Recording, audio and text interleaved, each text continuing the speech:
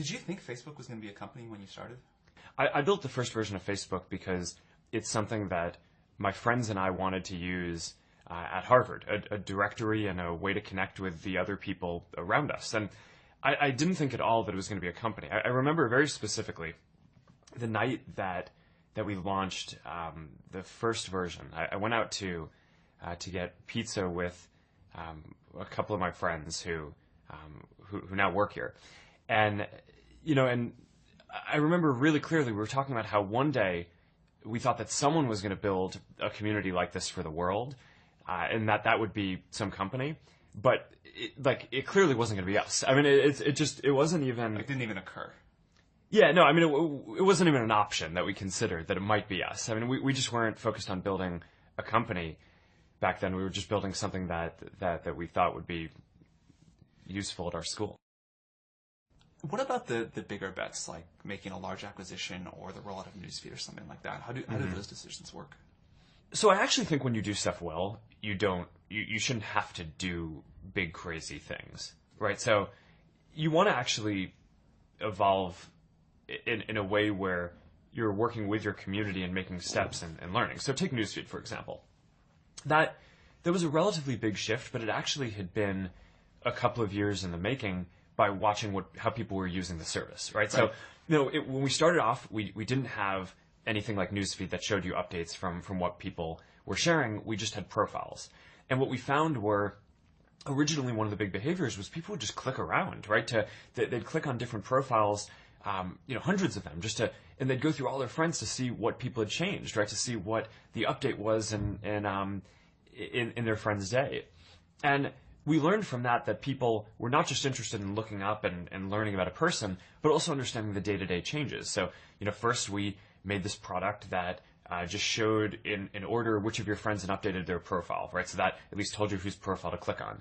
And then, the first version of Newsfeed was really simple. All it did was it basically took the content that people were posting and put it in order on your homepage. So I think when things are working well, you use data and you use the qualitative feedback that you're getting from listening to how your community is using your product to tell you what problems to go solve.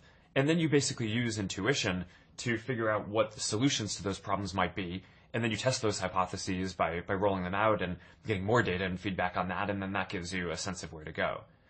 When I look at things like, we bought, the Oculus team for a lot of money, right? I actually view that as, if we'd done a better job of building up some of the expertise to do some of that stuff internally, then, maybe we wouldn't have had to do that. But, instead we hadn't done that. And, the Oculus team is by far the most talented team working on that problem.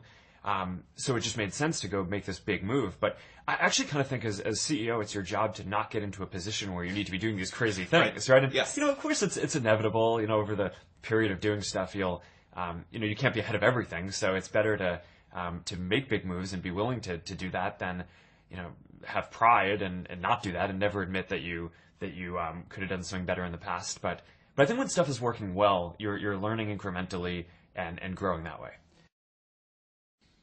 I always think that the most important thing that entrepreneurs should do is pick something they care about, work on it, but don't actually commit to turning it into a company until it's working. And I think that if you look at the data of the very best companies that have gotten built, I actually think a tremendous % of them have been built that way and not from people who decided up front that they wanted to start a company, because you just get locked into some local minimum a lot of the time, a local maximum. I totally agree. And just to make this point, how far into Facebook did it actually become a company? I don't know. I think it became a formal Delaware company when Peter Thiel invested about 6 months in. When we were first talking to Peter about raising money, Dustin and I were very clear with him that we were planning on going back to school. Right? I mean, I started Facebook when I was a sophomore. We took the summer off, right? No classes over the summer. We were working on it. And then, our stated game plan was to go back to school in the fall and continue working on it then, but not sit in an office and work on it full time. And Peter was just kind of like, all right, sure you are. I guess he knew better than we did. I think he just believed that you weren't actually going to go back to school. He must have. I mean, you'd have to ask him. But yeah. I will. We're interviewing him in this series. I will there ask you go. that question. I think he would probably say that he knew that we were not going to go back to school or believed that he could talk us out of it, but he didn't have to. It was pretty clear that the amount of work was just growing so quickly. But we actually didn't drop out immediately. We told Harvard that we were taking one semester off. And then we told Harvard that we were taking another semester off, and then a year off, and then after that we kind of decided we were